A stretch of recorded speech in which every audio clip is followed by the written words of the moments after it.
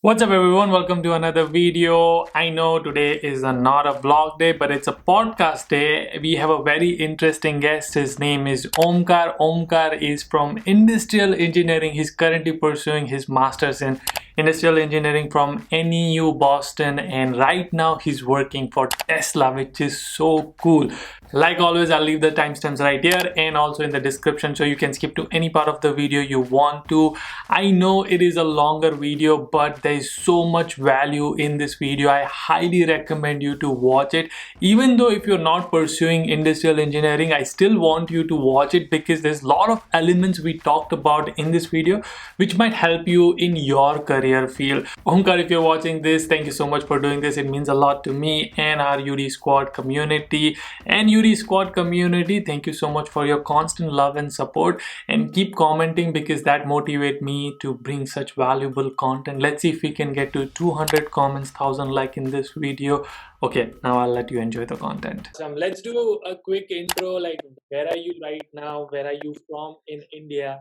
What do you study? And all the fancy things. Okay, I'm originally from Pune. I did my bachelor's in engineering in instrumentation and control from Pune University, and I'm pursuing my master's in MS in industrial engineering at Northeastern University, which is in Boston. And right now I'm in Fremont, California, and I'm starting my internship from Monday at Wait, Tesla. awesome. We're gonna make a separate video on how he got into Tesla. So let's just dive into your profile real quick. Like, what was your GRE, what was your TOEFL, and what was your uh, aggregate or bachelor score? Okay, my bachelor's aggregate was very low. My GRE score was also very low. My bachelor's aggregate was 61%. I gave GRE twice. In my first attempt, I scored 291, which is very low. I scored 138 in verbal and some 150, 152 in quants and 3.5 in AWA. And in my second attempt, I gave my second attempt 3 months after that, and in my second attempt I got 302, um, 143 in verbal and 159 in cons and 4.0 in AWA. And in TOEFL I got 90, and I applied to 5 universities in the US. University at Buffalo, sunny Buffalo, Northeastern University, RIT. I also applied for UT Dallas and Stony Brook University. I got rejected from Sunny Buffalo for industrial, and I got accepted in all the other colleges for different programs. Nice. So in UT Dallas, it was supply chain management. At Stony Brook, it was a technology management program.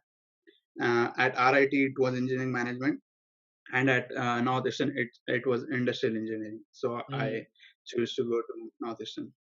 That's awesome. I was actually going to ask you all this question, like which university did you apply to, but you like sailed through all of it, which is awesome. So let me ask you this question: why did you choose Northeastern? I wanted to get into industrial engineering, and Northeastern seemed like a perfect choice for me because it was in Boston, and there are a lot of companies around Boston, and they have this amazing co-op program. And I had talked with a lot of seniors, a lot of alumni of Northeastern, and they said that it's easier to get a co-op rather than an on-campus job at Northeastern. Yes. So tracking back a little bit, how was your visa interview? My visa interview was very quick. The visa interview asked me which universities did I apply and which admits did I get, and what I was doing in the gap year, and what my father does, and that's all the question he asked. Okay, so that's It interesting. was very quick. I came outside and Sorry. I had a question. So you said you had a gap year. How much was the gap year? Was it just 1 year or was it more? it was just 1 year here. In what was your answer to what did you do in gap year? I worked at Tata Motors. That's what I said. Yeah. Okay. I'm assuming you did work at Tata Motors. Yes. Okay. Awesome. That's cool. Okay. How do you like NEU Boston? I know that you said that there are more companies in Boston, and that's one of your reason. Of course, co-op is another reason. But see, the reality is that you came to California anyway to Yeah, get the job. yeah. So anyway, that was joke. But how's NEU Boston for industrial engineering? It's good if the student wants to go in data analytics or in the healthcare sector or in supply chain management or in business development or those side of things. NU Boston is very good. It's they have excellent connections with the industry around Boston and around the US, and it's very easy to get an internship or get a job in this fields. But if a students want to go in manufacturing, there are very less courses, to be honest, and you have to find your way to some manufacturing companies. They will certainly help you. There are some courses which are very generic, but yeah, that's Got about it. it. Yeah. Okay. And quickly, let's do logistic part first, which meaning like fees and cost of living and all of that part, and then we can move into the core of this, which is courses and the career and the scope of it. Because and I want to apologize in advance. I have zero knowledge about industrial engineering or like what it even means. What do you even study? Yeah, no So I'm problem. gonna be very curious, and hopefully a lot of this will help a lot of audience, and you can add to my questions as well. So quickly, what's the fee structure, or like how much is the fees for NU Boston for MS in industrial engineering? So if I remember correctly, it's $1,650 per credit. Usually the fees is around $17,000 for one semester. That's for 8 credits plus the health insurance, and yeah, that's very expensive. Oh, it's my heart pains. So, and you have 4 semesters? You have four? Yeah, 4 semesters. Yeah. Wow. So 17, So it 17. basically goes up to 55 lakhs in Indian rupees. Yeah. Oh, wow. Would you say it is worth it? Yeah, but you know what? You have to be ahead of competition. It's like survival of the fittest. If you get a co-op, if you get a co-op of let's say 8 months, you will end up spending 28 to 30 lakhs. So that is equal to all the average colleges in the US Yes. average cost of Plus, you masters in get US. real world experience, and most likely that co-op will turn into your Yes. full time job. So, and can you Yeah. talk a little bit about it? Do you have your Tesla? Is it co-op for 8 months, or is it just for 3 months? No, Northeastern doesn't allow students to continue their co-op after December. So it's like either you do from May to December or January to August. So you have that 8 months period in which you can go on a co-op. Cost of living, like what's the cost of living? The cost of living is around $800. You spend around 600 on the apartment and all the utilities and food. The God, utilities are okay. Food is a little bit costly. That's what I've noticed in Boston. yeah, yeah. And how do you like the weather? Cold? Yeah. The weather, it gets really good in summer, so it was great before coming. But in winters, it's really bad. It's even impossible to go outside. Yes. It's really cold. It starts from November and it's till April mid. We Yeah. also had snow in March end, and yeah, it's very cold. I know. That was one of my reason to not go to East Coast because I hate. I mean, I don't really hate snow, but I just feel like it's so cold, and then you feel depressed that you can't go outside. In California, at least the weather is nice, and of course, you are Yeah, experiencing right now Fremont weather. Even it's summer, but it's pleasant, right? So yeah, it's really really good. Yeah. yeah, so let's dive into MS in industrial engineering, and let's start with the core courses versus elective. Like, how is the course structure for NU Boston? So at NU Boston, there are two mandatory courses, that is probability and statistics and operation research. And there's a selection of courses. So in the next part, there are 5 courses, out of which you have to choose 2 as your main mandatory courses. So you can select concentration. So there is simulation analysis course, supply chain engineering, data analytics engineering, human factors engineering. So these are some courses, and you have to choose 2 to complete your mandatory courses for industrial. And there are around 40 electives from which you can select. And there are also electives from business school that you can select. Yeah. And you have 10 courses.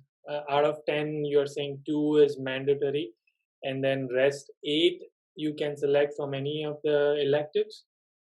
Yes. Wow. The next two, so first 2 are mandatory. The next 2 are also mandatory, but you have to choose from the list of 4 to 5 courses. Gotcha. And then Okay. other electives are from those 40. So you technically 6 electives and 2 like super mandatory and 2 like optional. You have option to choose from those mandatory courses, and then 6 are Yes. like free fall. You can choose whatever you want out of those 40-50 courses. That's Yes. so cool. Talk us a little bit about what is industrial engineering. What do you guys study? In industrial engineering, it's basically like production engineering if people from India are listening. So we have production engineering in India, and it's like same industrial, but it's very vast. It has some different areas like manufacturing, supply chain management, data analytics, business development, and these all come under industrial engineering as well. Basically, speaking in manufacturing, there are different areas that you can work in. For example, manufacturing, that's my field. I'll be working in different areas. Let's say we are speaking about automobile industry. So industrial engineer will perform tasks like if we are making a new car and we want to establish a plant, different robots and different machines and all that. So the industrial engineer will make decisions about where to install these robots and how the process should be flowing. So how the throughput should happen, how the raw material should go in, and what should come out of at the production line. So that's basically what industrial engineer looks after. Wow, and this is very, very fascinating and new to me. So it sounds super interesting. So let's talk about a little bit that. So industrial engineering doesn't mean just automobile, right? Like it can be different industries, Yes. and it could be manufacturing of shampoo bottles too, right? It could be Yes. anything technically. Yeah. Okay. And did you prefer to go into automobile, or that's just something you got into? Automobile is something that I'm interested in since my childhood. My dad is an automobile engineer, and my bedtime stories were my dad's adventure in an automobile factory. So Nice. that's always in back of my mind, and cars is like something that I followed my entire life. And it was an opportunity for me to work with him, besides his team in Tata Motors before coming. That was a great experience, and yeah. So he must be really proud right now. I mean, Yes. I hope he watches this video, and if he does, Yeah, I'll send him. nice. He must be really proud that you got into Tesla. I don't know if he really likes Tesla or not, but it's a big deal, right? Yes. That's It is awesome. for him. Yeah. You're gonna be such an inspiration. I mean, you are already inspired me, and I admire your work. I am so sure that a lot of people are gonna be inspired from your journey. So, uh, anything you specifically want to talk about for the students who should keep in mind when they are thinking about MS in industrial engineering? Yeah. So I think that you should have a plan, like what industry you want to target to. I made a mistake by applying to all sorts of companies, like from some medical device manufacturing company, some automobile, some other electrical companies, and some business development companies or something like that. It's better to have a plan that what kind of industry you want to go in, and look for the concentration of those industries in the US where do you have this industry. For example, automobile in Michigan. So it's better to pursue industrial engineering in Michigan because some companies prefer to hire local candidates. Um, that's a small suggestion that if you have a clear what you say a path in your mind that which field you want to go into, look for the companies where's the location and what universities do you have around that company. And you're suggesting this before coming to United States while they're Yes. in their application process. Yeah. Got it. Okay, let's talk about some of your classes. Which classes have you took so far, and what's your favorite one? Okay, so in my first semester, I took the mandatory courses, that's probability and statistics for engineering and operation research. In my second semester, I took simulation analysis and I took lean concepts and application. It's about lean methodology and lean engineering, which is by far my favorite course that I've taken. It's really interesting. We had these assignments, very interesting assignments. Our professor gave us like 5 different books, like non-fiction books, and he said that you have to read this to answer the quiz questions. So that was quite interesting. The books were about Southwest Airlines, about Market Basket, which is a grocery chain in the US, and about Toyota. So Toyota company is the founder of Lean Concepts, and they Yeah. have a book, and our assignment was based on that. Other interesting assignments were we simulated like a manufacturing line of an airplane. We made like Lego airplanes in a group, and we optimized these processes and how we can increase the production of these Lego airplanes. That was quite interesting as well. One more that I can remember was we were told to do fires in our house. Fires in basically you sort and sustain all your things. If your drawers are all like mess, you arrange it in a way that it increases your productivity, and that actually helps you Wow, to be productive in life. That was an interesting assignment. that is cool. So what would you say? What was the biggest difference for you compared to Indian education when you did your bachelor's in the same field? Like, what do you feel the biggest difference is for you? I actually learned how these concepts are used in the industry rather than the theoretical way. Yes. So, for example, about simulation analysis, the theoretical part of the simulation analysis is very, very boring. But when we did practicals or when we use that software and how we can use that software to like actually simulate a factory and how it's going to look when you create that factory, that's very interesting to know. Mm. You actually learn those concepts and how to apply those concepts. Yeah, that's awesome, man. That is so cool. I'm gonna make some notes so that I can make solo videos on this. But can you tell me what are some of the different career uh, career paths someone can get into after doing MS in industrial engineering? Yeah, so different career paths in MS and industrial is you can go in manufacturing. So in manufacturing, you can go in like electrical components or semiconductors, automobiles, or even biomedical field or gene field, for example. After that comes supply chain management. In supply chain management, there are many different career opportunities like there's sourcing and procurement. There is logistics. There is supply chain manager who handles the supply chain part, commodity manager, something area manager. There are a lot of different career paths in supply chain as well. And then comes the data analytics part. So a lot of people get confused, like data analytics might be a part of computer science. Yeah, it is a part of computer science, but industrial people also help in making some decisions in data analytics. That is a part as well. I'm one of those people as well, which I never thought that data analytics could be part of industrial engineering. I would always think that data analytics is obviously either data scientist role or like more of computer science person. So how Yeah. is data like what does data analytics has to do with industrial engineering? Speaking about automobile, let's take an example of automobile. That what I Sure. know. Yeah, yeah, yeah. Yeah. So when we see that we have sold around 50,000 cars, Mhm. so what feedback do we get from those 50,000 people, and how we can make those cars better? And so we need to have the knowledge of manufacturing as well as data part, so we can analyze the data and we can make decision accordingly. Mm. So that's what data analytics engineer does in industrial field. Got it. So Okay. he So makes even decision if based someone on data. who is interested or who has a bachelor's in industrial engineering and wants to now switch to data scientist or data analytics position, they can still do it, and Yes.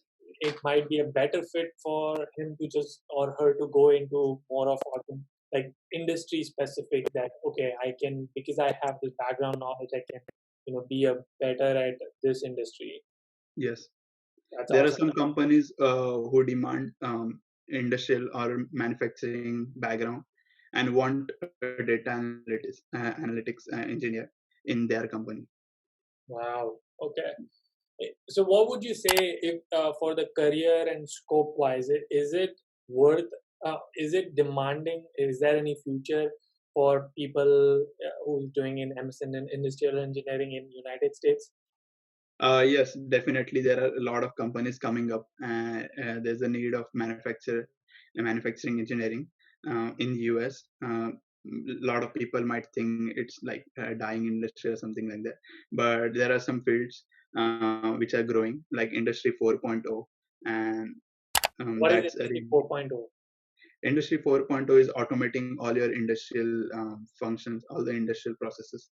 So, talking about Tata Motors, in my previous work experience, our factory was 95% automated.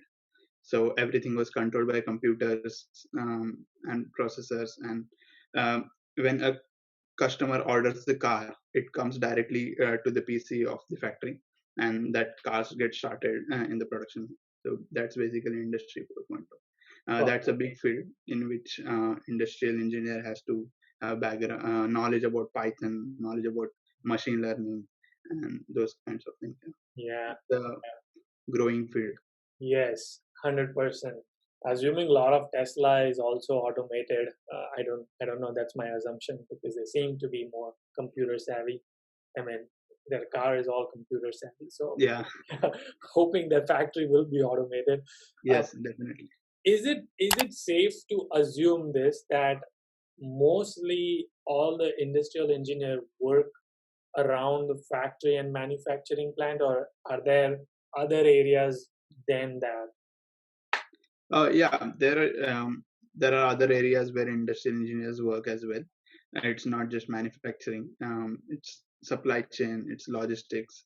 Uh, Again, a supply chain manager sits in front of the computer, and he looks what kind of raw material we want and what kind of vendors do we have and whom to choose and all those kind of stuff.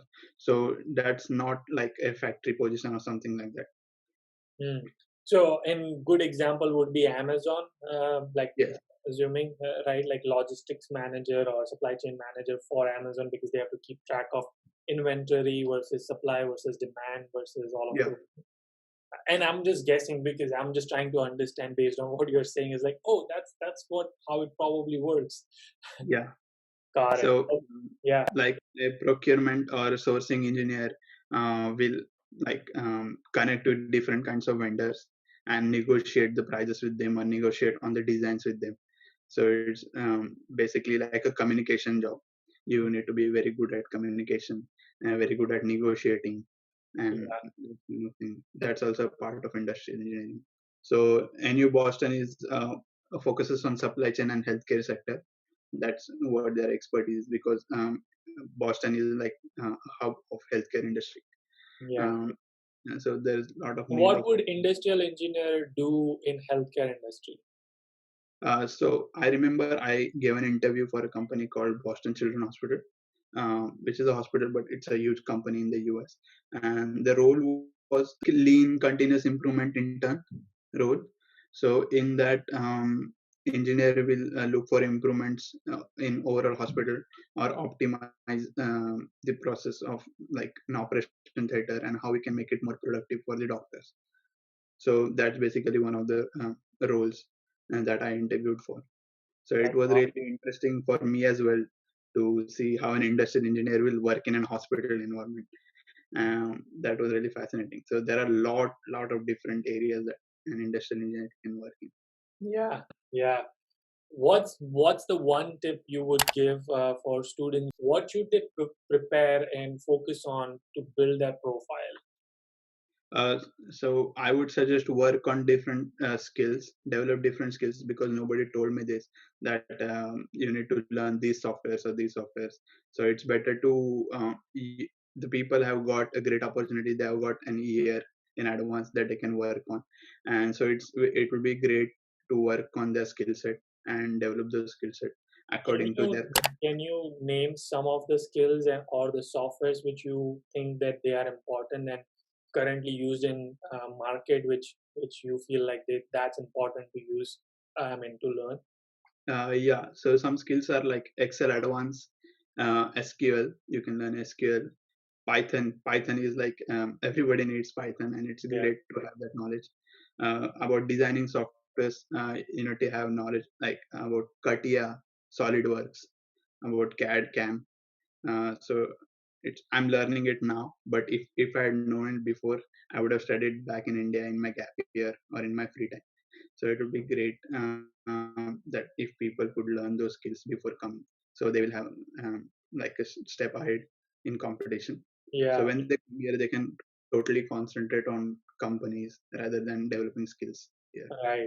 Right. That's a very good point. Like, yeah, if you are well set with your skills, you can obviously you'll always be improving on the skills you have, but you can focus on applications part of it rather than now I have to start from zero and develop the skill set instead of focusing on application. Totally, I 100% agree with that. So now you mentioned two different types of skill set. One is computer focus, which I am assuming advanced, which you said like advanced Excel, SQL, and Python. Those three seems to be for data analytics part of it. Would you agree? Yes, but a manufacturing engineer also needs background in SQL and Tableau. So one of my friend interned in a biomedical device manufacturing company. His role was manufacturing, but he also worked in SQL and Tableau, where he took all those manufacturing data and like visualized in Tableau and like sorted in SQL. So it's an important skill to have for an industrial engineer. Wow, I would have never thought that, but that's very interesting. So, okay, anything which you think that we should be discussing right now, and these are the types of questions I had when I was in India, and this will be helpful. So I wish I known that there are some universities in some states which focus on developing skills to like provide engineers to those industries in that area. So if I'd known that there are a lot of manufacturing companies in Detroit, in Michigan, basically, and if I'd known that there are some awesome manufacturing courses in universities like Dearborn or Wayne State, or universities, basically universities in Michigan, I would have choose those universities. But yeah, I think I didn't make a wrong decision because coming to Boston, that has helped me a lot to learn about this industry and how we can develop skills being outside of those industrial areas and how we can get into those industries as well. Yeah. Again, thank you so much, man. And you know how we end the videos, right? Until our next one. Keep smiling and keep hustling. Awesome. Thank you.